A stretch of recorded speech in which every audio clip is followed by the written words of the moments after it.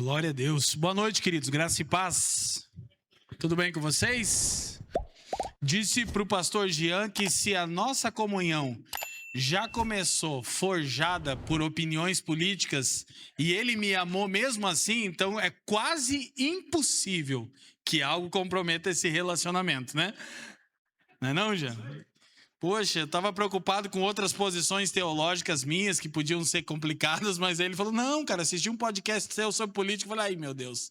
Minha esposa até saiu do quarto, Ju, você não viu? Ela falou, que ela já fica assim, né? Falou, e aí? E eu gostei. Eu falei, meu, você gostou? Eu mandei para todo mundo. Eu disse, então nossa comunhão, meu irmão, nada quebra mais ela, né? Gente, que alegria, como dito pelo pastor Jean, sou Leandro Vieira, casado com a Fran, que está aqui. 21 anos, somos pais do Benjamin, que vai fazer 14 aninhos. Não está aqui hoje porque ele quer ser goleiro e tinha treino hoje, então ele não troca nada pelo treino. Eu sou parte do presbitério da Família dos que Creem, nossa igreja local em Curitiba. Temos servido ao Senhor ali em nossa cidade. Eu também tenho o privilégio de trabalhar apoiando plantação e revitalização de igrejas em diferentes partes do Brasil. Hoje fomentamos uma fraternidade de igrejas espalhadas pela nação e até em outras duas nações. E também, nas horas vagas, eu me aventuro como escritor. Então é um privilégio estar aqui com vocês, de verdade. Nós ouvimos tantos testemunhos do que o Senhor tem feito em vocês. Ouvimos em São Paulo a primeira vez a respeito de vocês. Foi um tempo assim tão especial com irmãos que a gente desfruta de comunhão em comum. E depois alguns amigos nossos, pastores também, quando viram o folder que nós estaríamos aqui, eu estou procurando eles, mas eu estou... tá lá, o Alexandre tá ali, eu estou ficando velho, Alexandre, viu? O Alexandre tá ali, o de Jaraguá. Você nem te saudaram, não te deram moral nenhuma, mas o Alexandre está ali, irmão. Você é um pastor. E outros pastores da nossa fraternidade de igrejas falaram, poxa, que legal, você vai estar lá. E então é muito bom, eu espero com sinceridade que nossa comunhão se estenda. Também fui ali perguntar para o Jean, falei, e aquele irmão ali, não é um irmão lá do Bibotal que tal? Falou, é ele mesmo. Ele tem um apelido engraçado, que claro que eu não vou falar agora, né? E aí minha esposa perguntou assim, Alex, quem é ele? Eu falei, é o tipo de cara que você não quer que esteja sentado quando você tem que pregar, né? Alguém concorda comigo? Porque, Alex, eu já vou começar me desculpando, eu tenho a 6ª série do colegial. Sou um milagre, é sério, eu não tenho teologia, assim, minha história é tipo daquelas, assim, improváveis mesmo. Então, se for meio ruim, você me corrige depois, não faça isso em público, tá bom? O Jean também. Mas, gente, que privilégio estar aqui, eu espero que a nossa comunhão se estenda. Indo a Curitiba, né, a Europa brasileira, vai ser um privilégio receber vocês lá, na nossa igreja local. Eu sei que, né, o pessoal fala, o curitibano é metido. E como não ser? Né? Então, obrigado pelo carinho, pelo esforço de vocês, mas eu sou curitibano, então a gente tem um padrão mesmo assim elevado, né? Gente, obrigado. Meu tempo não está contando agora, né, Gia? Saudação não conta. Quando eu abrir a Bíblia, pode voltar esse relógio aí, meus irmãos, em nome de Jesus. É falta de educação você convidar um cara e começar a rodar o relógio enquanto ele está saudando os irmãos. Alguém concorda comigo? Tá maluco? Ainda vou falar do meu livro. Quando eu terminar, pode voltar isso aí. Tá bom? Gente... Em 2020 eu tive o privilégio de escrever um livro chamado O Evangelho Completo, Introdução ao Conteúdo, Abrangência e a Atemporalidade da Mensagem. É um material onde eu me empenhei para tentar trazer um material em português, então, inspirado em tantos outros autores, que nos colocasse uma timeline, uma linha do tempo, né, de todos os grandes capítulos do Evangelho. Então, emprestei várias verdades já trabalhadas por teólogos renomados, são quase 70 ou 80 diferentes teólogos e autores, e também as escrituras, claro. Para minha surpresa, esse livro foi muito mais longe do que eu pensava. Ele esgotou rapidamente, foi para 17 países, e agora a editora Vida me procurou para relançou no Brasil inteiro. Eu tenho 20 e poucos exemplares ali que eu tinha em casa, trouxe, se você tiver interesse, ali fora você pode adquirir. De qualquer maneira, já sei que o pastor de vocês encoraja vocês a lerem, e eu quero também suar, né, com essa palavra de encorajamento para que a gente se dedique à leitura. Bom, gente, eu gostaria que você, então, tomasse as escrituras no livro de 2 Crônicas, capítulo 36, último capítulo do livro de 2 Crônicas. Nós vamos ler alguns versículos e hoje eu vou usar a NAA, mas não se importem em acompanhar na versão de vocês. Eu acho que não passando a versão que eu ia usar, não tem problema. Hoje eu não vou fazer aquilo que é meu hábito, uma pregação expositiva necessariamente. Eu quero me dar a liberdade de falar de uma perspectiva temática, de acordo com aquilo que vocês estão conferindo aqui em conferência, com esse desejo de períodos de renovação e de avivamento. Naturalmente, espero não ferir o contexto do texto bíblico, mas vou trabalhar um pouquinho em cima daquilo que a gente está conversando, inclusive com a rede de pastores que servimos, nas formações ministeriais, com os aspirantes que temos em nossa igreja local, e eu acredito que isso é muito propício para o que vocês estão discutindo aqui. 2 Crônicas, capítulo 36, versículo 11 em diante, a escritura diz o seguinte: Zedequias tinha 21 anos de idade quando começou a reinar, e reinou 11 anos em Jerusalém. Zedequias fez o que era mal aos olhos do Senhor, seu Deus, e não se humilhou diante do profeta Jeremias, que falava da parte do Senhor. Também se rebelou contra o rei Nabucodonosor, que o tinha obrigado a jurar fidelidade em nome de Deus. Foi teimoso e tanto endureceu o seu coração, que não voltou ao Senhor, Deus de Israel. Também todos os chefes dos sacerdotes e o povo aumentavam mais e mais as suas transgressões, segundo todas as abominações dos gentios, e contaminaram o templo que o Senhor tinha santificado em Jerusalém. Verso 15, o Senhor, seu Deus, sempre de novo falou-lhes por meio dos seus mensageiros, porque teve compaixão do seu povo e de sua própria morada. Mas eles zombaram dos mensageiros de Deus, desprezaram as palavras deles e debocharam dos seus profetas, até que a ira do Senhor veio sobre o seu povo e não houve mais remédio. Os próximos versículos falam desse juízo de Deus, mas eu quero que possamos ir ao 22.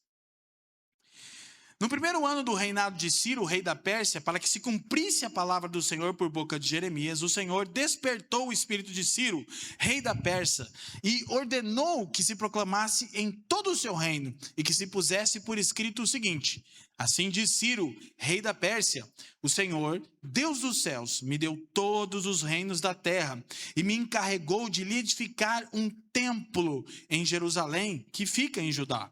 Aquele dentre vocês que for do seu povo, que suba a Jerusalém, e o Senhor, seu Deus, esteja com ele.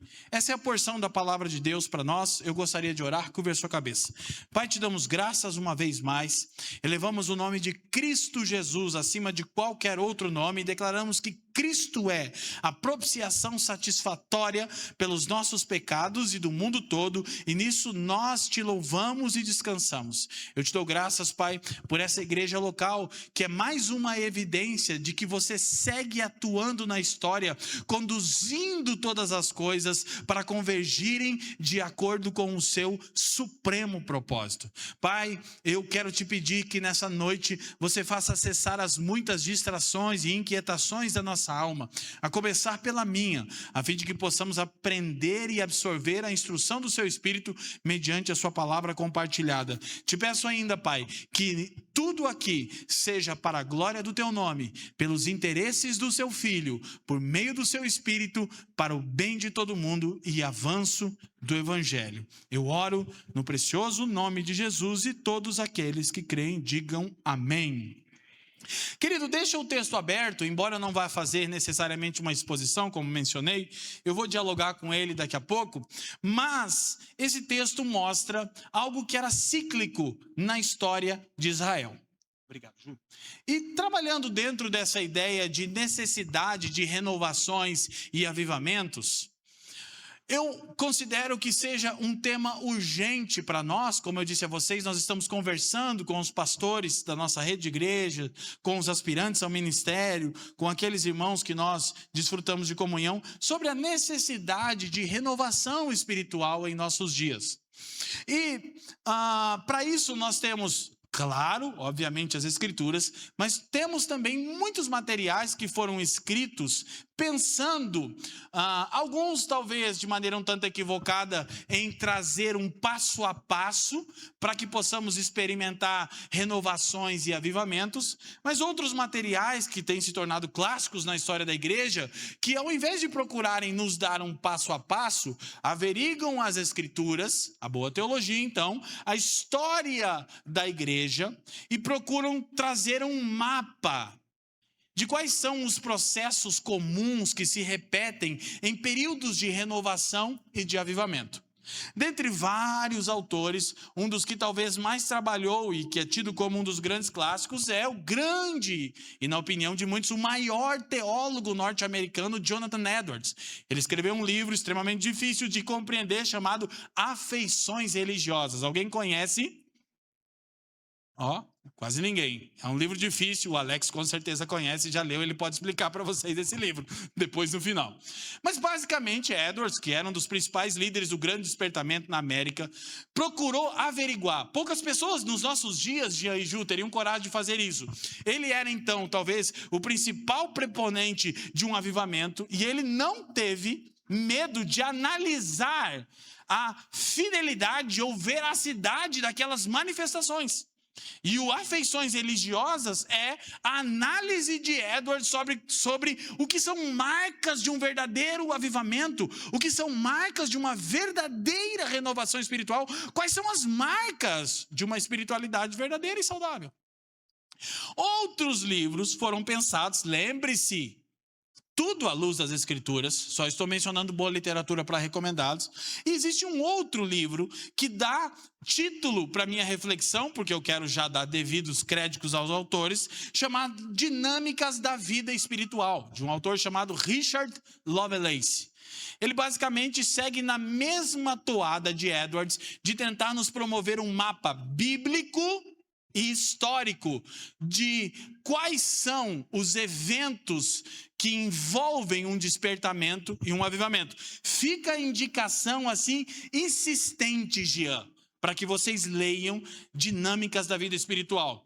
Inclusive, autores como Tim Keller, quando perguntados, indique um livro, Keller dizia, esse livro, todos os cristãos devem ler Dinâmicas da Vida Espiritual. Então é um livro, naturalmente, onde o autor procura trazer esse mapa, de novo, teológico e histórico, de processos de renovação e de avivamento. Quem me entende até aqui, levanta a mão e diz sim. Amém. Isto posto, eu estou usando isso para dar crédito aos autores e a gente vai conversar um pouco sobre isso usando esse texto como reflexão. Então, nós estamos procurando compreender revitalização espiritual do indivíduo e reforma doutrinária e estrutural em igrejas locais. Alguém concorda que precisamos disso em nossos dias? Precisamos de revitalização espiritual de indivíduos e de reforma tanto doutrinária quanto estrutural em nossa eclesiologia? Sim. Como alguém que tem o privilégio de andar o Brasil e outras nações pregando o evangelho, eu posso afirmar categoricamente que sim, a necessidade de indivíduos renovados e avivados e de voltarmos às bases da sã doutrina para repensarmos a estrutura, a natureza, vida e vocação do povo de Deus enquanto igreja é urgente. Então a gente vai conversar de duas perspectivas, envolvendo você e eu como indivíduos, mas pensando nessa expressão chamada corpo de Cristo, chamada igreja, qual é um caminho bíblico para experimentarmos renovação e avivamento, que é base do tema de vocês nesse momento aqui. Eu só quero destacar que, olhando para o texto, ele mostra aquela coisa que é cíclica e repetitiva nos livros das crônicas dos reis de Israel e também em Juízes. Ou seja, o povo vive um período de vitalidade espiritual, líderes são levantados para conduzir o povo de Deus. Depois, o tempo passa, o povo começa em um período de declínio. Esse declínio atrai a ira de Deus, que se manifesta de várias maneiras.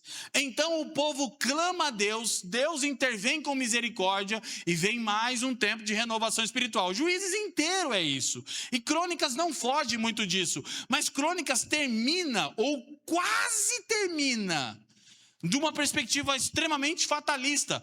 Passe os seus olhos, eu te pedi para permanecer com as Escrituras, de novo no versículo 16 do capítulo 36, 2 Crônicas, e diz: mas eles zombaram dos mensageiros que Deus enviava, desprezaram as palavras dele e debocharam dos seus profetas. Olha isso, até que a ira do Senhor veio sobre o seu povo e não houve mais remédio. Se Crônicas acabasse aqui, nós estaríamos perdidos. Esse texto, então, estaria falando que Deus havia quebrado a sua aliança e abandonado o seu povo devido a tempos de apostasia e frieza espiritual. Mas o texto que eu não li, os versículos 17 em diante, que descrevem os juízos de Deus, olha o verso 17: por isso o Senhor trouxe contra ele o rei dos caldeus, que matou os seus jovens à espada, na casa do santuário deles, não teve piedade nem dos jovens, nem das moças, nem dos adultos. Gente, é uma cena terrível. Tudo isso as Escrituras estão colocando Deus como o autor desse tipo de juízo. Uma invasão que dizimou o povo de Deus, extremamente sanguenta. Mas, embora o texto tenha dito que não havia remédio e a ira de Deus se manifesta em forma de espada, nos últimos versículos, que na verdade são os primeiros versículos do livro de Esdras, pós o cumprimento dos anos profetizados por Jeremias, estranhamente, o versículo 22 diz: no primeiro ano do rei de Ciro, rei da Pérsia, para que se cumprisse a palavra do Senhor, por boca de Jeremias, o Senhor despertou o espírito de Ciro, rei da Pérsia, que desafiou o povo de Deus a retornar para Jerusalém, reconstruir o templo e a cidade. Aí você diz: mas o texto não acabou de dizer que não havia mais remédio e relata o juízo de Deus? Sim, mas isso mostra verdade sobre o caráter de Deus e também movimentos cíclicos de Deus em períodos de renovação e de apostasia. Quem me entende até aqui, diga amém. Mas isso mostra algo mais importante que eu quero que fique gravado em nossos corações, antes de entrarmos propriamente dito numa análise maior. Isso mostra que sempre avivamentos e renovações são obra de Deus, do início ao fim. E talvez para alguns, infelizmente, nós não podemos produzir isso. E diria mais, grande parte dos nossos erros quando o assunto é renovação espiritual e avivamento é considerar que nós somos capazes de produzi-los. E aí nós, no maior esforço, talvez nos assemelhemos a Nadab e Abiú, os filhos do sacerdote Arão, que ofereceram fogo estranho diante do Senhor. Então é um tema caro para nós, a capacidade de, biblicamente e historicamente, entendermos o que é renovação espiritual, o que é avivamento. Então, basicamente, outra coisa que eu quero mostrar para vocês, e eu vou voltar nelas, e eu já estou intencionalmente dando spoiler da minha reflexão, porque eu quero que isso fique claro para vocês, é que o texto mostra, ali a partir do versículo 13, pelo menos 3 coisas que acontecem e que trazem tempos de apostasia e frieza espiritual. Primeiro, diz que Zedequias endureceu o coração. Diga comigo, dura serviço. Mais uma vez, dura serviço. Ele endureceu o coração contra os mandamentos do Senhor, ditos pelo profeta Jeremias. Depois o texto diz que o povo seguiu o mesmo caminho da sua liderança, acrescentando transgressão e iniquidade a transgressão e iniquidade, mas o texto termina dizendo, o versículo 14, segundo todas as abominações dos gentios. Então a segunda coisa que é comum em períodos de frieza é aculturação. É quando o povo de Deus assimila a cultura sem ser capaz de criticá-la quando necessária e ressignificá-la. Eu não vou falar sobre a recente discussão, eu só vou mencionar, nem tem isso aqui a ver, como a gente não sabe quase nada da relação entre evangelho e cultura. A Gospelândia incendiou por causa de uma expressão. E claro, eu não vou tecer aqui meu comentário sobre o que eu penso, porque eu não quero que você se feche. Mas a tolice, pastor Jean, me perdoa, que isso não diz respeito à sua igreja local, mas aqui eu pastoreio. A tolice parece tomar conta dos evangélicos no Brasil. Isso me assusta. Então, nós temos, sim, que discernirmos como nos relacionarmos com a cultura. O grande missionário Leslie Newbigin diz que por vezes a igreja confronta a cultura, por vezes a igreja afirma a cultura. Essa tensão contra o mundo em prol do mundo, em prol do mundo contra o mundo. Mas nós não sabemos fazer isso.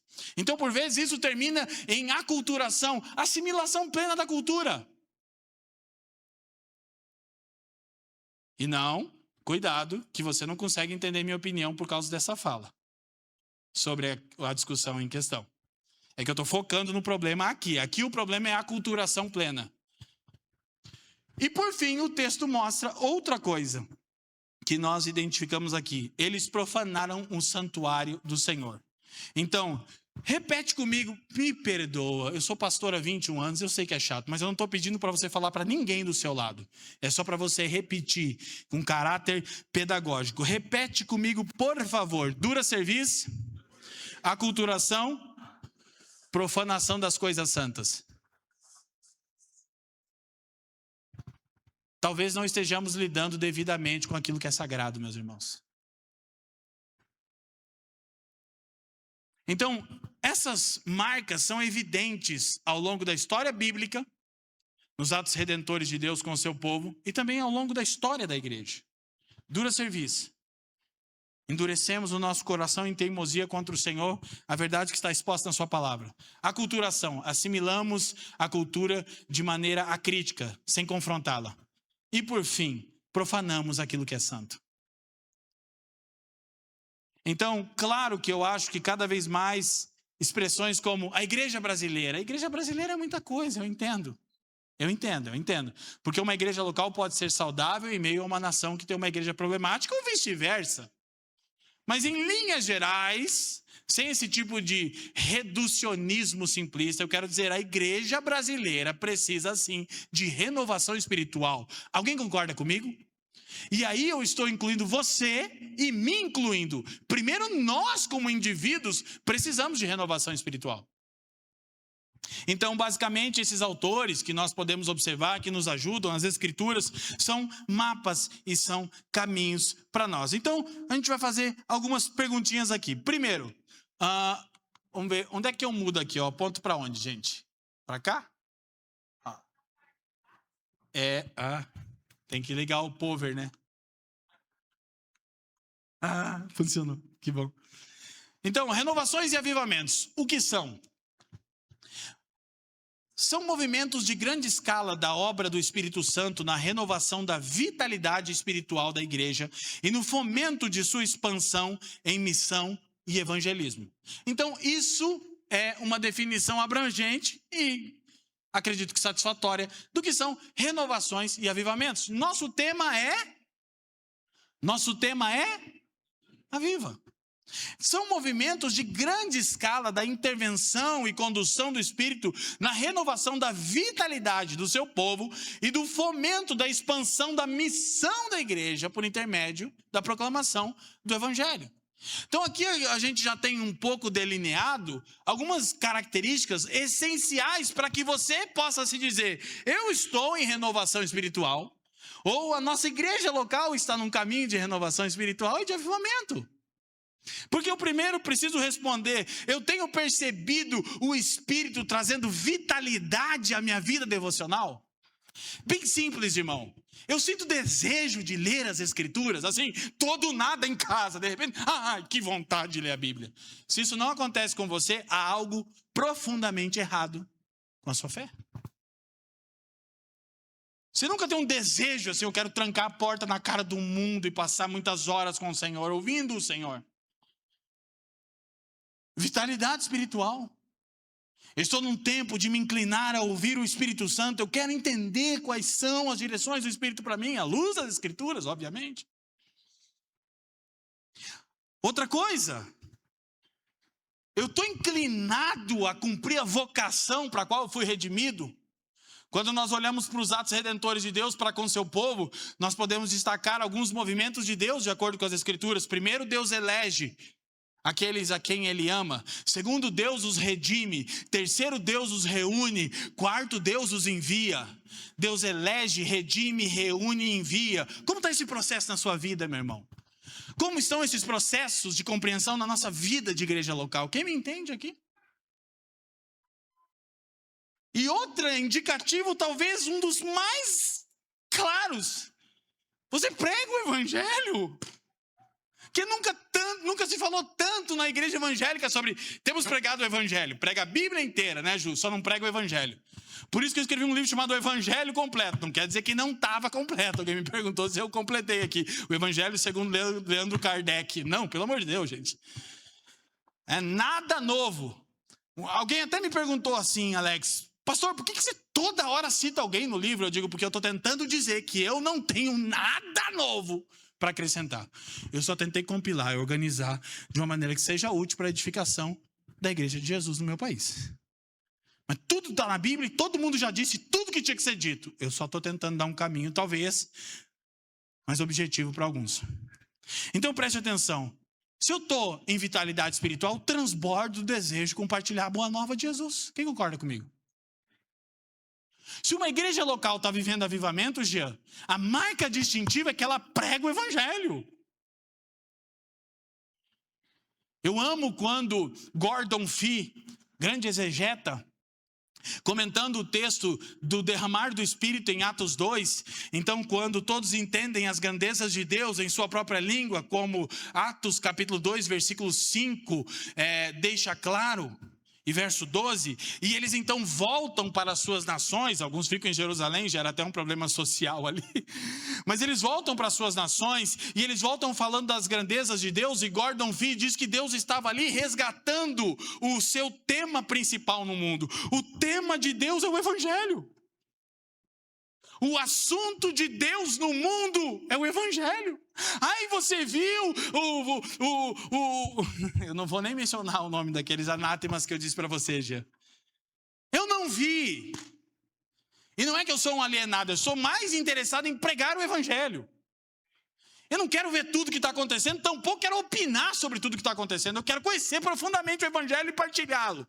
Desde momentos que talvez eu precise falar de ciência política, um cara que tem a 6ª série do colegial e não tem teologia, se arriscar, mas eu leio, eu me esforço, minha vida tem toda, talvez uma justificativa para isso, mas eu tento não falar bobagem, eu tenho temor do Senhor. Mas eu quero saber do evangelho. Meu assunto é o evangelho. Por quê? Porque o assunto de Deus no mundo é o evangelho. Amém? Dito isso, então, renovações e avivamentos são isso. Segunda pergunta, por que precisamos de renovações e de avivamentos? Tim Keller diz o seguinte, por que os cristãos caem facilmente de uma compreensão plena do evangelho em graça barata, legalismo e moralismo? Apenas uma fração de cristãos professos está apropriando-se solidamente da obra justificadora de Cristo em suas vidas. Gente, vou falar uma coisa para vocês. Que privilégio, que alegria para um homem como o Keller, que já está no Senhor, e para os seus familiares, saber que o Keller, nas últimas décadas, se tornou o cara que, atrelado ao nome dele, está a expressão evangelho. Ficou um negócio assim, o Keller é uma grande referência de, cara, evangelho no centro.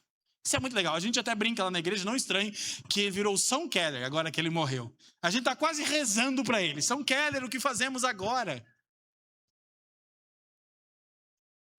Porque o cara foi usado por Deus para despertar um movimento de centralidade do evangelho, plantou igrejas saudáveis em Manhattan, com o advento da pós-modernidade corroendo Nova York, igrejas vivas, isso é maravilhoso, e tem tantos outros. Mas como que deve ser lindo, eu fiquei pensando, ser filho do Tim Keller e pensar, meu pai e evangelho são sinônimos. Isso deve ser muito bom, eu quero que meu filho pense isso de mim. Por vezes as pessoas dizem, mas tudo é evangelho, né? Eu digo, isso, tudo é evangelho. Porque o evangelho tem algo a dizer sobre cada aspecto da realidade criada. Então, nós precisamos, porque nas palavras de Keller, facilmente caímos em hipergraça, legalismo e moralismo. Aqui tem uma análise da história recente da igreja, desde a Reforma Protestante. Eu não vou necessariamente passar por ela agora para ganhar nosso tempo, mas seria interessante você observar como coisas valiosas foram resgatadas na Reforma Protestante, mas como com o passar do tempo, talvez a Reforma acabou assimilando demais o advento do iluminismo e se tornando talvez muito racionalista. Então vieram movimentos como o pietismo, o puritanismo, que reivindicavam mais do que uma compreensão doutrinária assertiva. Ninguém nega a necessidade disso, eu vou terminar minha palavra falando sobre a necessidade disso, por favor. Mas onde está a fé verdadeira? Onde está a sua relação com o Senhor? Onde está a devoção? Onde está a paixão? Onde está o zelo? A isso se resume os movimentos chamados de pietismo, de puritanismo. Deram origem a nações como os Estados Unidos da América, uma compreensão mais clara do evangelho, relação com a cultura, etc, etc, etc. Só que de tempos em tempos a gente recebe vitalidade espiritual, endurece a serviço, assimila a cultura, profana coisas santas, Deus entra com misericórdia. É mais ou menos essa a nossa história. É a história da igreja de Atos. Eu quero falar uma coisa para vocês, para os pastores que estão aqui. Eu estou expondo 1 Coríntios em nossa igreja local. Devo levar 3 anos e meio fazendo isso. Eu estou muito feliz com uma coisa, eu acho que é pecado, mas eu preciso dizer para vocês. Que assim, a gente está no ministério muitos anos já. E tem vezes que a gente olha para a igreja local e fala assim, cara, que só na igreja que eu pastorei é ruim desse jeito, cara? Mas quanto mais eu estudo o Novo Testamento e as igrejas que Paulo plantou, me dá um gostinho assim lá no fundo. Se Paulo plantava uma igreja e ela se tornava tão ruim como a igreja de Corinto, que dirá eu? É consolo para o nosso coração. Recebam essa palavra de fé, pastores. Vocês estão rindo, mas é verdade. E esses momentos são cíclicos. Você vê a igreja em Atos em uma ascensão espiritual, mas logo começam os problemas. Dura serviço, aculturação, profanação do que é sagrado. Logo começa. E esse não é um sermão fatalista, porque graças a Deus Crônicas não termina aqui. Termina dizendo que Deus então retoma de novo a história, desperta Ciro, banca a reconstrução do templo e bora. Depois o povo esfria, ele levanta Ageu e Zacarias e bora de novo. E depois o povo esfria, ele levanta João Batista e bora. E assim vai, meu irmão. Só quais são as características? O que a gente precisa cultivar? O que a gente precisa ter cuidado? Quem me entende até aqui, diga amém. Então, primeira pergunta, o que são renovações e avivamentos? Depois, por que precisamos? E terceira pergunta, que a gente vai tentar responder, já estou intencionalmente dando os spoilers, como alcançamos renovações e avivamentos? Resgatando uma perspectiva bíblica do ser de Deus, sua santidade e glória, e compreendendo biblicamente a extensão e o poder destrutivo do pecado em nós e na criação. Podia literalmente, sem papo de pregador, encerrar o sermão aqui, porque é só o que eu quero dizer agora à noite. Então eu quero repetir para ficar bem claro. Ok, então como experimentamos períodos de renovação e de avivamento? Tanto no que diz respeito a nós como indivíduos, membros do corpo de Cristo, como comunidades inteiras avivadas e renovadas. Primeiro, resgatando uma perspectiva bíblica do ser de Deus em sua santidade e glória.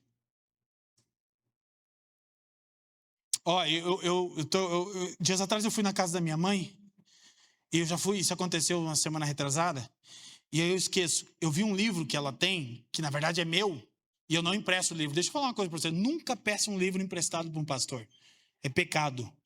Não, eu não empresto. Nós na igreja temos o hábito de dar livros para os irmãos. Vou dar até a sugestão, Gia, se você me permite. Volta e meia a gente fala, meu irmão, eu quero te presentear com um livro aqui. Pastor, glória a Deus. 30 dias depois a gente fala, meu irmão, manda uma resenha para mim no WhatsApp sobre o que você leu. Isso está sendo muito bom lá na igreja local. Agora ninguém quer mais livro. Quero te dar um livro. Não, pastor, Deus abençoe. Não, quero te abençoar sim, seu miserável. Glória a Deus. Vocês estão alegres no Senhor, meus irmãos? Então, perdi o fio da meada para variar, viu? Fui contar piada, amor. Mas assim, nós precisamos nos voltar para as Escrituras, para uma compreensão bíblica do ser de Deus em sua santidade e glória. Todos os movimentos de renovação espiritual na história do povo de Deus, enquanto primeira aliança, na nova aliança, na história da igreja, se dão assim. Porque a gente acabou destituindo Deus de sua santidade e glória. Deus virou nosso brother, nosso amigão, que a gente quer cheirar o sovaco dele. E coisas estranhas como essa. Nós precisamos resgatar uma perspectiva da santidade e da glória de Deus, meus irmãos. Isso se dá por intermédio da pesquisa sistêmica do texto bíblico. Eu dizia que eu cheguei na casa da minha mãe e vi o livro. Eu estava esperando voltar, porque eu acho que eu tenho um probleminha na cabeça. E aí eu peguei o livro. É um livrinho, ó, outra dica. Eu acho que não tem mais esse livro, por isso que eu fico preocupado. Minha mãe, por favor, esse livro é um tesouro. Os Atributos de Deus, A.W. Pink. Livretinho daqueles, desse tamanho. Você lê o livro, a primeira sensação que você quer é se matar. Depois você pensa na misericórdia de Deus e que a vida dele você não pode, mas dá vontade. Os Atributos de Deus, de A.W. Pink. Eu sentei no sofá e falei, mãe, eu preciso levar meu livro para casa. Ela falou, calma que eu estou orando sobre esse livro ainda. Pensando, conferindo com as escrituras. A.W. Pink, um grande teólogo, e ele escreveu uma literatura inteira focando em quem Deus é. Há um outro livro maravilhoso de A.W. Tozer, O Conhecimento do Santo. Tudo as escrituras, primeiro, mas homens que trabalharam essa coisa. E em segundo plano, compreender também biblicamente a extensão e o poder destrutivo do pecado em nós e na criação como um todo. Então essa é a base para momentos de renovação. Quem me entende até aqui, diga amém. Então, o que são, por que precisamos, como alcançamos. Eu quero de novo, uma vez mais, resgatando uma perspectiva bíblica do ser de Deus, sua santidade e glória, e compreendendo biblicamente a extensão e o poder do pecado em nós e na criação. Não haverá períodos de renovação espiritual e avivamento sem uma compreensão clara de quem Deus é e de quem nós somos. E aí sim, você começa a olhar para a história da igreja e ver puritanos e pietistas, pregadores que tinham zelo, e aí você depara de novo com Jonathan Edwards, naquele grande sermão chamado Pecadores na Mão de um Deus Irado, que muitos dos teólogos acreditam ser o maior sermão da história da igreja depois do que Pedro pregou em Pentecostes. Tudo bem, é só uma opinião de teólogos, mas eu gosto de pensar assim. E a história conta que as pessoas se agarravam nas colunas do templo, enquanto Edwards lia o texto, e diziam, Senhor Edwards, pare, o inferno está nos sugando. Onde estão exposições bíblicas que nos trazem consciência do inferno, do juízo de Deus?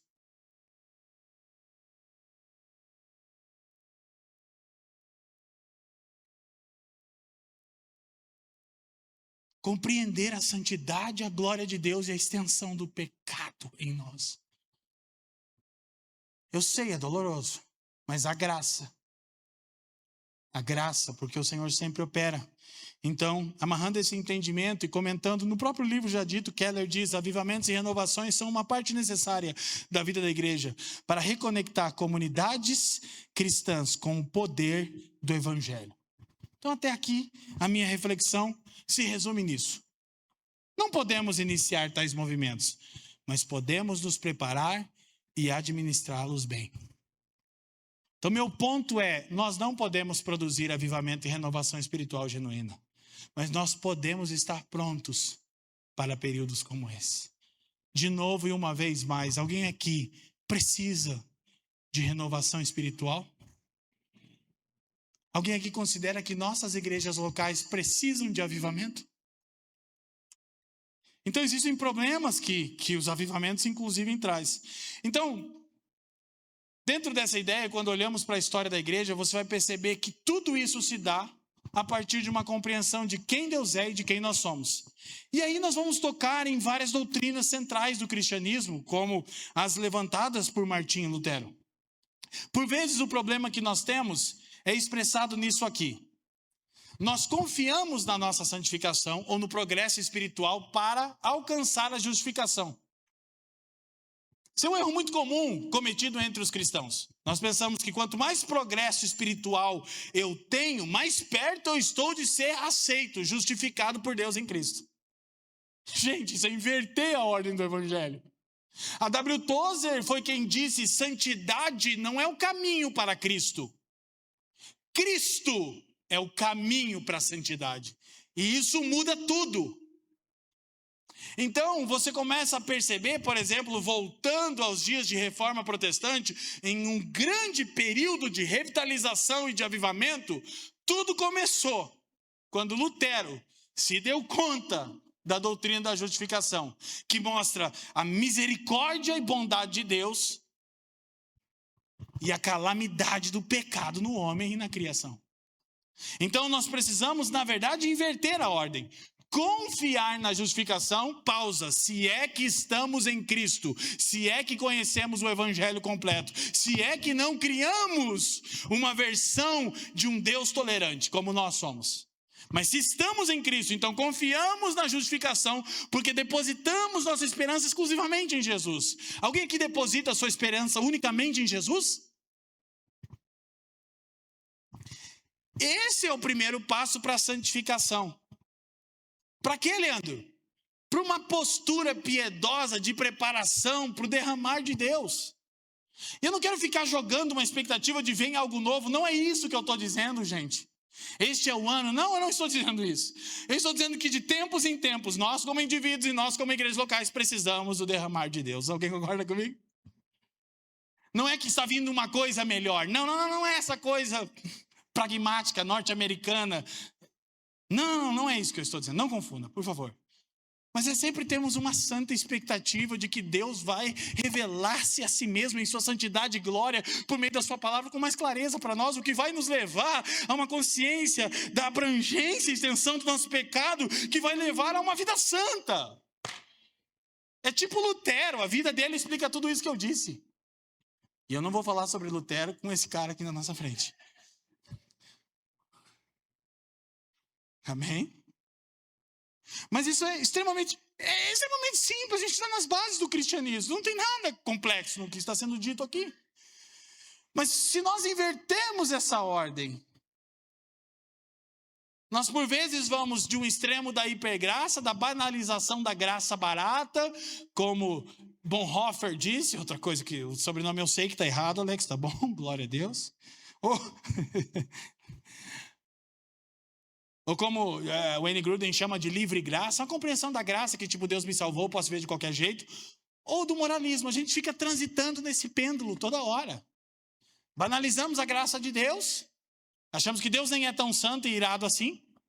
Ou por vezes nos tornamos moralistas e legalistas, achando que Deus só é santo e irado. Que esse foi um erro que os puritanos cometeram. Mas quem sou eu para falar dos puritanos, né? Então, o autor do livro em questão, chamado Richard Lovelace, diz o seguinte: cristãos que não têm certeza de que Deus os ama e aceita em Jesus, independentemente de suas conquistas espirituais, são subconscientemente pessoas radicalmente inseguras. Irmão, deixa eu te falar uma coisa, de uma aplicação pastoral para o seu coração. Por vezes, essa insegurança sua aí, não é questão de ansiedade, precisa de remédio, é que você não tem clareza da doutrina da justificação. Ou porque você realmente não está justificado, ou porque você não compreende bem o evangelho.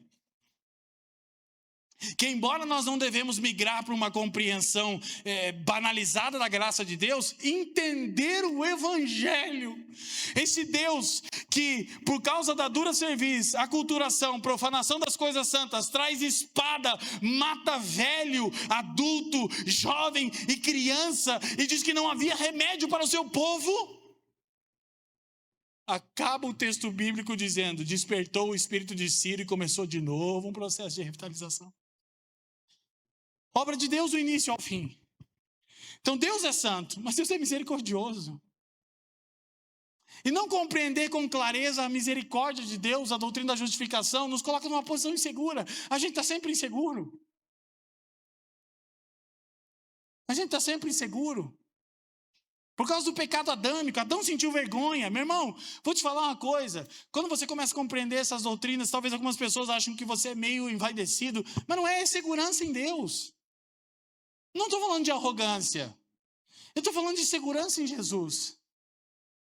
Um exemplo, eu compartilhei com vocês, agora falando sério. Cara, eu não tenho formação, eu tenho uma história que agora não vem ao caso. Mas assim, sabe, embora eu tema Deus, eu estou super seguro de estar pregando o evangelho aqui, porque Deus é que me chamou para isso, meu irmão. E eu me esmero nas escrituras, eu me esmero na boa teologia, eu faço tudo que dá e eu socorro o Espírito Santo. A gente estava na mesa do Jean, eu estava fingindo normalidade, eu já estava tendo um treco. Eu prego há 21 anos e há 21 anos eu passo mal quando vou pregar.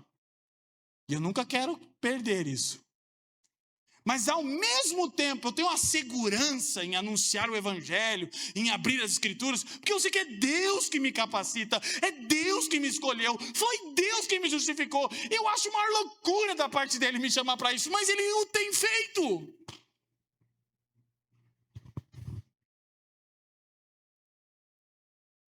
Um dia, quando eu pisei fora do país para apoiar a plantação de uma igreja na Suécia, você imagina, eu não sei falar inglês, eu não falo nem português direito. Eu pisei no aeroporto da Suécia e disse: Senhor, o que um ex-dependente químico está fazendo na Suécia? E o Espírito Santo me disse: é porque é o único lugar que você quer estar em minha presença, então eu te levo onde eu quero. Eu falei: eita, eu quero ser um reformado comportado, mas eu sou filho de assembleiano. Vou te dar a dica, escuta, eu sou um cara reformado, bem definido na minha doutrina, mas minha mãe é assembleiana. Então eu falo: você quer saber quando o cara só está querendo passar uma impressão que manja das doutrinas, mas é penteca? Se quando ele orar, ele fizer assim com o pezinho. Aí já era, gente. Meu Deus! E meu pai: sim, pentecostal está na árvore genealógica dele. Amém? Está acabando meu tempo, mas começou errado. Então, até aqui, qual é a resposta apropriada? Proclamar claramente o evangelho. Devemos primeiro tornar real para esses cristãos que não confiam em Deus, ou seja, você, eu espero que não seja eu, a graça de Deus em aceitá-los diariamente. Não por causa de sua espiritualidade ou de suas conquistas no serviço cristão, mas porque Deus lhes atribuiu a perfeita justiça de Cristo. Eu saio desse lugar de insegurança quando compreendo com clareza as doutrinas elementares do evangelho. É o que você precisa, é o que eu preciso, é o que nós precisamos, é o primeiro passo de revitalização espiritual. É o primeiro passo de experimentarmos avivamentos da parte de Deus. Então, colocar o evangelho em primeiro lugar é a chave. É isso. Tudo que eu estou dizendo é para falar o óbvio. Mas em dias como os nossos, o óbvio precisa ser dito. Alguém concorda comigo? Precisamos de renovação espiritual. Então, prosseguindo, para nós não nos adiantarmos muito, nós por vezes invertemos essa ordem. Nós pensamos em purificar a vida através da iluminação em direção à união com Deus. Nós encaramos a santificação, que é o primeiro passo para estarmos prontos para a revitalização, de uma maneira inversa. Nós invertemos a ordem bíblica, que é união com Cristo pela fé, que leva à iluminação do Espírito Santo e a consequente purificação pelo processo de santificação. Nós invertemos, ou seja, quando nós falamos de disciplinas espirituais, algumas pessoas pensam num esforço para convencermos ou atrairmos a Deus. Por vezes é um fardo das pessoas: vamos atrair a Deus. Que atrair Deus? Ele que nos reuniu aqui. Lembra? Elege, redime, reúne e envia. Quem que vem aqui atrair Deus? Nós é que fomos atraídos por Ele. Então nós estamos unidos a Cristo. A gente começa: poxa, eu quero melhorar a minha vida de devoção em 2026. Mas você começa de uma perspectiva errada. Você pensa: eu quero orar mais, eu quero ler mais a Bíblia, eu quero jejuar mais para chegar mais pertinho de Deus. Está tudo errado, isso não é evangelho. É ao contrário. É porque você está unido a Cristo pela fé, que você tem iluminação do Espírito, e isso prossegue para a purificação, que é uma vida santa produzida pelo mesmo Espírito. Quem me entende, sacode a mão e diz amém. Só que inverter isso aqui é uma tragédia. E há muito que a gente poderia dizer sobre essas coisas. Então, basicamente, nós encontramos o seguinte quadro, só para organizar nossos pensamentos e darmos os passos para a nossa conclusão. Renovações cíclicas: apostasia, crise, oração, livramento. A história do povo de Deus tem sido essa. Por causa da dura cerviz, da aculturação, da profanação daquilo que é sagrado, entramos em períodos de apostasia. O intensificar dessa apostasia são períodos de crise. Percebam uma coisa, o Brasil vive uma coisa que não é coerente. O número de evangélicos dessa nação só cresce, mas esse país nunca foi tão corrupto, caótico e desigual. Tem alguma coisa errado. Você não suspeita que tem algo errado em tudo isso? Tipo, como se dizem por aí, né? Algo de errado não está certo. Como pode? Cada vez que eu vejo esses dados, essas estimativas de Anju, eu me sinto envergonhado. 60 milhões de evangélicos, eu digo, ai meu Deus, crente, os pais, sei lá, qualquer coisa que funcione enquanto essa coisa esquisita, chamado evangélico médio brasileiro. Eu já penso, tipo assim, a Carla Pérez e o Neymar são evangélicos, eu digo, ai meu Deus, que troço ruim. Talvez alguém vai ter que ungir com óleo aqui, porque eu bati na madeira, fiz figa. Tomara que não é brincadeira, tamo calma. Ah, porque depois da música do Huawei, alguém vai achar que eu tô fazendo um saravá aqui.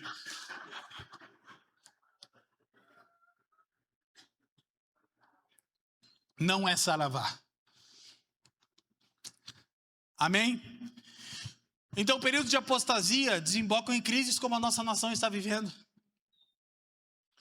Mas essa crise se torna tão aguda em momentos que a sentença é: não houve mais remédio. Como no texto bíblico lido nessa noite. Só que a boa nova é que parece que quando nós estamos sendo pressionados, é que nós somos literalmente prostrados. E aí nós começamos a clamar: Senhor, tem misericórdia do seu povo. E o mais incrível, tudo isso está sendo produzido pelo próprio Senhor em nós. Paulo diz, ele efetua o querer e o realizar. Tudo é Deus operando no seu povo. E aí nós clamamos e então Deus envia livramento. Muitos já acharam que estavam experimentando avivamentos que seriam um grande culminar da história. E tudo bem, por exemplo, Jonathan Edwards tinha uma posição escatológica que eu não acho legal. Quem sou eu, né? Mas eu acho que é meio... Mas aí, olhando para o tempo que John Edwards vivia e vendo os sinais de Deus, eu acho que eu ia ser muito mais maluca. Eu ia já falar, Jesus está aqui rasgando o céu baixinho. Porque um avivamento que transbordou do ambiente da igreja reunida para a sociedade. Como a reforma protestante, como tantas outras coisas que a gente pode olhar na história. E isso é bom, eu não quero desanimá-los de maneira nenhuma, mas eu acho que um pouquinho mais de cuidado, de sabedoria, a gente fica animado na medida certa, sabe? Deus ainda está trabalhando na história. E talvez uma hora a gente viva o último grande despertar. Mas Jonathan Edwards, já citado aqui, diz isso aqui: o reino de Deus é como um círculo de luz em expansão na escuridão do mundo, que alternadamente encolhe em períodos de declínio e se expande, pulsando numa circunferência cada vez maior. O Edwards começou a perceber que, embora em períodos de declínio a influência do reino de Deus diminuía por causa da apostasia do povo de Deus, que deveria proclamar o reino de Deus, quando voltava a crescer, é como se ocupasse um lugar que não perdia, mas não ocupava todo lugar. Isso aí tem a ver com a escatologia pós-milenista do Edwards, não interessa agora. Mas no fim das contas eu acho isso tão encorajador, Gia, porque não é, aqui nessa perspectiva, não é triunfalista, vamos dominar o mundo, a teologia do Pink do cérebro, vamos achar um presidente evangélico e salvar o mundo, mas também não é fatalista e escapista, como por vezes a gente sofre com isso. Então é basicamente isso aqui, ó: apostasia, crise, oração e livramento. Presta atenção no que acontece com o ciclo: apostasia, crise, oração e avivamento. Mas está vendo como expandiu? Apostasia, crise, oração e livramento. Mas mesmo nesses períodos de declínio, nós percebemos a influência do reino de Deus avançando. Eu quero encorajar vocês com isso. Porque cada vez que Deus atua de maneira mais eficaz, lembrando que avivamento e renovações são obras espetaculares do Espírito Santo. Mas eu também não quero que você ache que isso é só coisa extraordinária. Desde uma fé piedosa, sincera, de um irmão, de uma irmã que está lendo a sua Bíblia em lágrimas. Isso é avivamento, gente. E aí, quando isso aí mistura, vira uma bomba atômica. É verdade, a gente tem eventos maravilhosos na história da igreja. Mas, de novo, eu não quero criar uma expectativa que está vindo. Já veio, já está disponível, está acessível em Cristo. Vamos construir sem essa mente de vamos dominar tudo. Não precisamos disso. Mas também não precisamos pensar que, ai meu Deus, Jesus está perdendo 45 do segundo tempo. Vamos pegar num helicóptero e derramar óleo nas fronteiras da cidade. Chega disso, gente. Amém? Quem me dá 5 minutos para encerrar, que eu passei do tempo? 5, só 5. 5 minutos para encerrar, irmão? 5, 10, 15, 20, 25. O povo é crente, Gia. Então, para as nossas conclusões. Pré-condições para a renovação contínua. Aceitação de Cristo e apropriação de cada elemento da redenção dependem da percepção da santidade de Deus e da convicção da profundidade do nosso pecado. Já destacamos isso. Isso é evidência de um borbulhar de períodos de revitalização na minha vida e em nossas comunidades. Ok? Quando nos apropriamos das doutrinas e compreendemos Deus e quem nós somos. Então, olha só. As pessoas não podem conhecer a si mesmas até que conheçam a realidade do Deus que as fez. E uma vez que conhecem o santo Deus, seu próprio pecado parece tão grave que não podem descansar até que tenham apropriado de Cristo totalmente. Eu entendo que é uma mensagem talvez assim bem impopular, porque no fundo a gente está tocando numa coisa complexa. O cristão genuíno, ele tem sempre uma inquietação, uma angústia. Filósofos já tentaram expressar isso. Cara, eu não estou falando de moralismo aqui, por favor. Mas eu estou falando de uma angústia dentro que fica assim, cara, só quando Cristo vier em glória mesmo. Só quando o Senhor vier, a minha esperança não está para esse mundo como 1 Coríntios 15, 19. Meus irmãos e minhas irmãs, isso não é popular, mas deixa eu falar, nós precisamos de angústia, nós precisamos dessa inquietação santa. Nós como pastores, por vezes a gente geme tanto, gente. A gente está pregando evangelho, esmerando o texto bíblico. De repente você vê os irmãos comportando de um jeito e fala, Senhor! Aí você vai para uma carta de Paulo e fala, tá dentro do esperado. Então, tudo que falamos até aqui, conhecer a Deus e nos conhecemos. Qual é o problema que nós temos? E agora chegamos na nossa conclusão para orarmos ao Senhor. É que nós criamos um culto a uma imagem ampliada, um Deus que na verdade é uma imagem ampliada da tolerância humana. C.S. Lewis disse uma coisa parecida com essa. Deus criou o homem à sua imagem e semelhança e o homem devolveu o favor. Criando um Deus, a sua imagem e semelhança. Então o problema é que nós precisamos nos voltar para compreender Deus em sua santidade e glória pela sua palavra. Isso vai nos levar, por implicação, a compreender a extensão do nosso pecado em nós e na criação. E aí a gente vai saber uma coisa. Antes de eu terminar, porque eu estou na conclusão, deixa eu falar uma coisa. Eu amo quando Martin Lloyd Jones explica que a igreja ser o sal da terra tem relação com o sal impedir o apodrecimento dos alimentos e não tanto dar sabor a ele. Então, Lloyd Jones dizia que a presença de cristãos fiéis retarda o apodrecimento do mundo. Meu irmão, você está retardando o apodrecimento do mundo onde o Senhor te colocou? Porque é por isso que nós deveríamos estar sendo perseguidos, não pelas nossas opiniões políticas. Perseguição, migué, é porque a gente levantou ídolos aí e agora está pagando o preço. Perseguição porque temos uma vida piedosa, porque somos inculpáveis, como diz Paulo Alexandre aos Colossenses, em meio a uma geração perversa? Ou é porque na verdade só assumimos um lado que mais nos parece interessante na guerra cultural? Alguém aqui me entende nessa noite? Eu vou terminar, que eu sei que está ficando isso chato.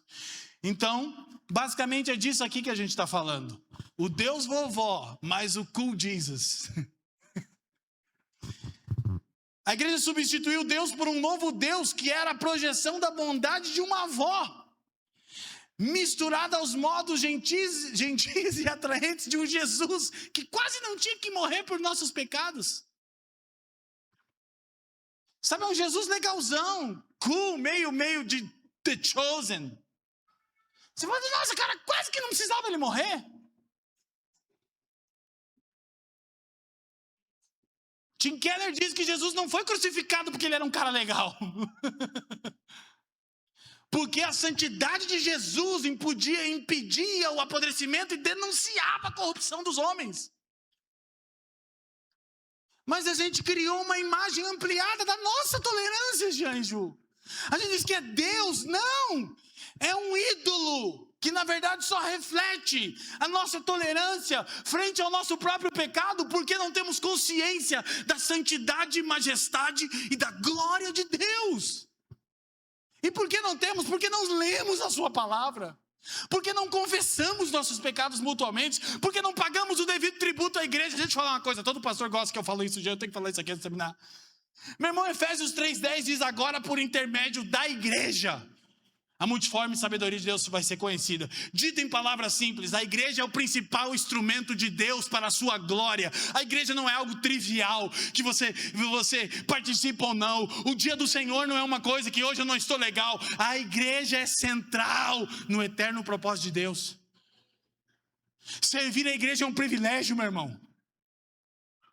Senão você estaria entregue à futilidade dos seus objetivos carnais norte-americanos, a versão do American Dream, eu chamo de Tupiniquim Dream, é a mesma coisa.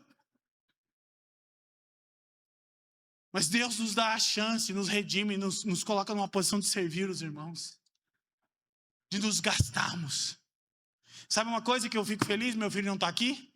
Porque meu filho sabe que todas as semanas, por 3 dias pelo menos, o pai dele está trancado no escritório, em cima das escrituras, dos livros, para não falar bobagem ao povo de Deus. E ainda ora, Senhor, provavelmente eu vou falar algumas bobagens, tem misericórdia minha linha, não deixe teu povo ser enganado por mim, eu não quero ser um falso mestre. Meu filho sabe disso. Meu pai se esmeira na palavra de Deus. Poucos dias, ele está com 13 anos, ele pediu uma caneta marca-texto, assim, me alegrou demais. Porque ele queria grifar a Bíblia. Sabe por quê, né? Porque ele sabe como são as Bíblias do pai dele. Está entendendo o que eu estou falando? E quem vai votar? Cuide da sua casa primeiro. Glória a Deus, amém? Vamos terminar. Então a gente redefiniu Deus e agora eu termino. Eu vou tentar terminar essa mensagem mais para cima, assim, já. Mais uma coisa. Vamos tocar uma música mais animada, gente. Brincadeira, eu sei que vocês não são assim, graças a Deus. Nós redefinimos Deus e redefinimos o pecado. Não nos damos conta que a estrutura do pecado na personalidade humana é algo muito mais complexo. A gente, inclusive, usa uma tradução horrível. O Alex depois explica. Pecado é errar o alvo. Socorro, meu. Tipo, pecado é um erro. Eu errei. Que errou, irmão? O pecado está entranhado em você e em mim. É inerente à nossa natureza. A não ser que sejamos pelagianos ou semi. Não é, pastor, eu nasci em pecado. Nasceu não, você foi concebido em pecado. É um pouco antes disso. Alguém me entende aqui? Mas tudo isso é para nos jogar para baixo? Não. É para nos lembrar que, embora não tenhamos a capacidade de iniciar e promover movimentos de revitalização, Jean e Ju, e de avivamento, nós podemos colocar o nosso coração no lugar certo. Por causa da graça de Deus. Deixa eu explicar. Disciplinas espirituais não são uma forma de mudar a Deus. São uma forma de posicionar o nosso coração no lugar onde nós podemos desfrutar daquilo que em Cristo já nos foi dado. Meus irmãos, nessa primeira noite com vocês, eu quero encorajá-los a que procuremos compreender a santidade e a glória de Deus e a profundidade do nosso pecado a partir da palavra de Deus, e que estejamos preparados e desejosos, não com expectativa carnal, de que Deus nos toque de maneira mais profunda e toque nossas igrejas locais. Eu não sei de vocês, eu preciso. E a nossa igreja em Curitiba precisa. E precisamos desesperadamente de que o Senhor ministre o nosso coração de maneira mais profunda. Curva a sua cabeça, feche seus olhos. Pai, te damos graças uma vez mais. Elevamos o nome do seu Filho Jesus, mais alto do que qualquer outro nome. Senhor, eu te dou graças, porque mesmo em meio a dias tão nebulosos e complexos, você tem redimido um povo para si. Eu posso ver aqui muitos irmãos e irmãs, homens e mulheres, anciãos, jovens e crianças que pertencem a você. Você tem edificado um testemunho de Jesus em São Bento. Você tem feito isso em Jaraguá. Você tem feito isso em Curitiba. Você tem redimido um povo para si. E o que deveria nos impressionar não é a sua ira contra o pecado, é sua misericórdia em escolher homens e mulheres como nós, que outrora eram seus inimigos. Isso que deveria nos deixar perplexos. Não que você é um Deus muito irado, mas que você é um Deus muito compassivo, capaz de redimir para si seus próprios inimigos. Senhor, obrigado pelo Evangelho, obrigado por Cristo Jesus. Senhor, obrigado pela sua palavra. Nós podemos abrir as Escrituras em nossos lares, em nossos cultos públicos. Nós podemos pesquisar. Obrigado por todo o acervo que você tem produzido ao longo da história. Obrigado, Senhor. Senhor, eu quero te pedir, desperta fome, sede nos meus irmãos aqui, Senhor. Faça isso a começar em mim, pela minha esposa, pelo meu filho, estendendo-se a cada irmão que está aqui nessa noite, Senhor. Nos dá fome pela tua palavra, nos dá um desejo santo, uma inquietação, até mesmo uma angústia. Por vezes aquele desconforto que sentimos de que não estamos progredindo tanto na vida espiritual, mas aí nos lembramos que fomos unidos a você em Cristo e que não começamos a praticar disciplinas espirituais como uma escada para nos já chegarmos a Ti. Nós já estamos em Cristo, e aí então nós renovamos essa compreensão por meio de uma vida devocional, de serviço à igreja, de pregação do Evangelho. Obrigado pela Refúgio, obrigado por todos os irmãos que estão servindo aqui. Louvado seja o seu nome, Senhor. Amém. Irmãos, que essa inquietação cresça dentro de nós. Eu lembro na minha infância, quando eu frequentava a igreja, e graças a Deus, desde a infância, desde os meus 12 anos de idade, eu me lembro daquelas senhoras, daqueles senhores que chegavam para cultuar o Senhor com aquela Bíblia gasta debaixo do braço. Eu olhava para aquilo e aquilo me gerava um temor, e eu pensava: uau, que coisa linda, que coisa linda chegar nos últimos anos da vida e saber que o livro que permeou o meu caminho para o céu está lá gasto, lido, relido. Deus se tornou conhecido, a vida se tornou devota, o coração quebrantado e a inquietação cada vez maior pelo grande dia. Então eu quero convidar você, diante dessa palavra que mexeu conosco, provocou, né? A palavra provoca, a palavra instiga a gente a repensar, a reagir. E nessa noite eu não quero me despedir de você antes de colocar você diante desse momento de reagir àquilo que o Senhor falou no teu coração. Então eu quero convidar você a ficar de pé. Nós vamos cantar essa adoração. E eu quero, se você voluntariamente quiser vir à frente, se ajoelhar, porque aqui tem mais espaço. Teremos irmãos que são discipuladores aqui na casa, que podem também estar orando uns pelos outros. Sabe, queridos, essa inquietação ela tem que gerar uma reação. É uma reação que, obviamente, a reação que a gente espera é uma reação de estilo de vida, né? Não é aquele fogo de palha que a gente queima aqui, chega em casa, nem lembra mais o que foi tocado. Mas pelo contrário. Mas há uma oportunidade aqui de nós nos derramarmos na presença do Senhor e fazermos dessa oportunidade onde a palavra nos confrontou, nos incomodou, nos convenceu, colocarmos isso diante do Senhor. Então vamos adorar o Senhor. Seja livre para vir aqui à frente. Nós tiraremos um tempo e depois nós encerraremos. Fique à vontade aí na presença do Senhor então nessa noite. Vamos adorá-lo. Senhor, que nesse ano venhamos a conhecer mais a Ti, Senhor. Que os Teus atributos, que a Tua palavra, nesse livro maravilhoso de relacionamento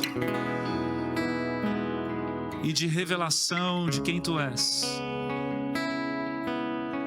possa, Senhor, por meio de um desejo ardente no nosso coração, provocado pelo Senhor, revelar, Senhor, os Teus atributos, os comunicáveis, os incomunicáveis, Senhor, todos os Teus atributos, quem Tu és, daquilo que se relaciona ao inexplicável, daquilo que se relaciona à parte da imagem e semelhança que o Senhor nos criou. Que nosso amor por Ti cresça ainda mais, para que neste momento, Senhor, no momento de abrirmos a nossa boca e conversarmos contigo, Senhor, não sejam palavras de uma ideia, de um Deus criado por nós mesmos, mas seja, Senhor, uma relação tão real como o ar que nós respiramos, Senhor. Que a Tua presença se torne cada vez mais intensa, cada vez mais presente, cada vez mais capaz de nos dar destino, nos dar rumo a tudo aquilo, Deus, que Tu tens para nós. Senhor, Tu sondas e conheces o coração de cada um aqui, sabe quando nos deitamos, quando nos levantamos. Tu sabes, Deus, onde nós estamos na fé contigo. Alguns aqui estão chegando agora, outros estão nessa jornada há muitos anos e muitas décadas. Senhor, independentemente de onde estamos, Pai, revela-te a nós com mais profundidade, revela-te a nós com mais intensidade, provoca em nós intencionalidade. Dá-nos, Senhor, o coração, Pai, para queimar por Ti, Senhor.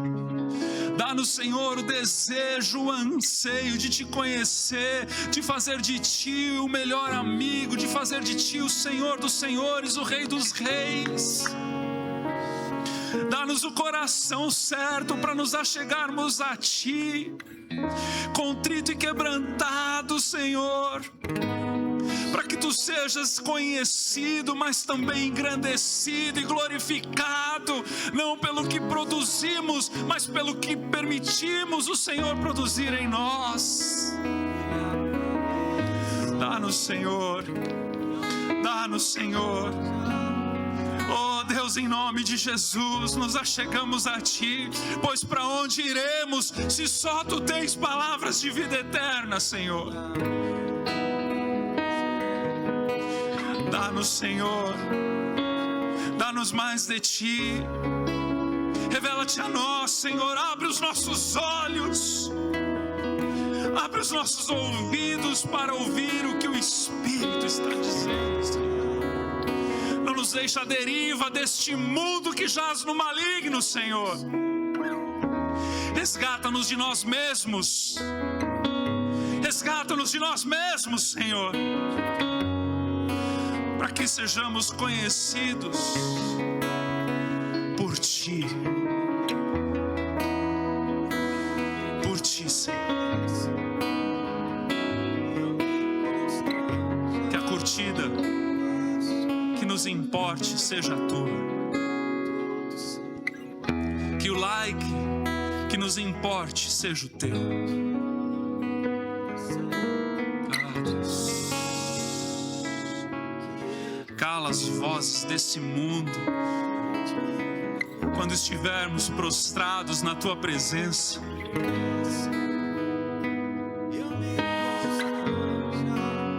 Dá-nos, Senhor, a identidade certa em Ti.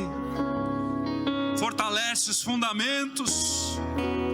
Fortalece os fundamentos da fé em nós, para que ventos de doutrina não nos roubem da Tua presença, Senhor. Para que ideologias mundanas, deístas, seculares não nos roubem da Tua presença, Senhor.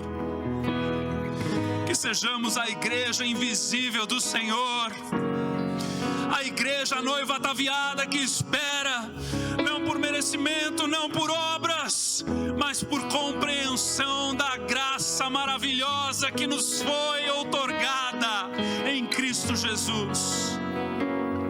Dá-nos, Senhor, a revelação da cruz, para que Tu cresças e nós diminuamos ainda mais. Que o Senhor cresça, que o Senhor cresça, que o Senhor cresça, que o Senhor cresça, para que nada mais caiba no nosso coração. Essa é a nossa oração nessa noite. Essa é a nossa oração para a nossa vida, como se ela dependesse dessa oração, Senhor. Isso aqui, Senhor, não é só mais uma oração, mas é uma oração de dependência a Ti, Senhor, como toda oração tem que ser, Pai. Como toda oração tem que ser, Senhor. Uma oração que constrange, uma oração que envergonha, mas uma oração que engrandece o Teu santo nome. Dá-nos, Senhor, mais de Ti, Senhor, mais de Ti, Senhor, mais de Ti, Senhor. Senhor, cada um de nós orando por nós na Tua presença, Senhor, mais de Ti. Senhor, o que nós podemos fazer é ensinar, é mostrar, mas não somos mediadores desse povo. Somos Teus, propriedade exclusiva do Senhor, nação santa, sacerdócio real. Oh Senhor, que cada um aqui nessa noite tome o seu lugar na Tua doce presença, Senhor. Em nome de Jesus. Em nome de Jesus. Em nome de Jesus, Senhor. Em Cristo Jesus, o autor e consumador dessa fé que nos chama, nos invoca, nos capacita, nos empodera para estarmos nessa doce presença que tudo muda, tudo transforma, tudo renova. Oh Senhor, em nome de Jesus, cria em nós, Senhor, cria em nós, Pai.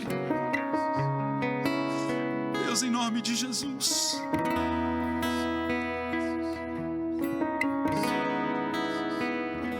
Pai, queremos Te agradecer por esse tempo, Senhor.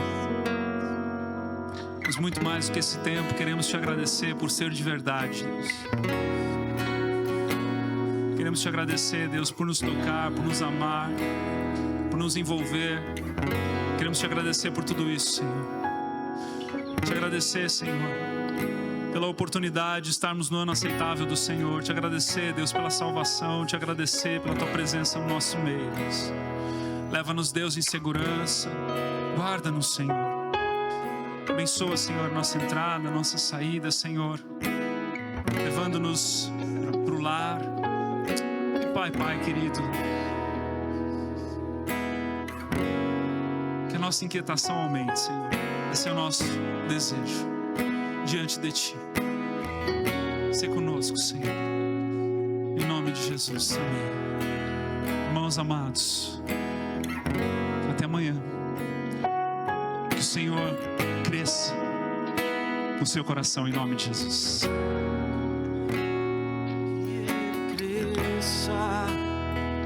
Eu digo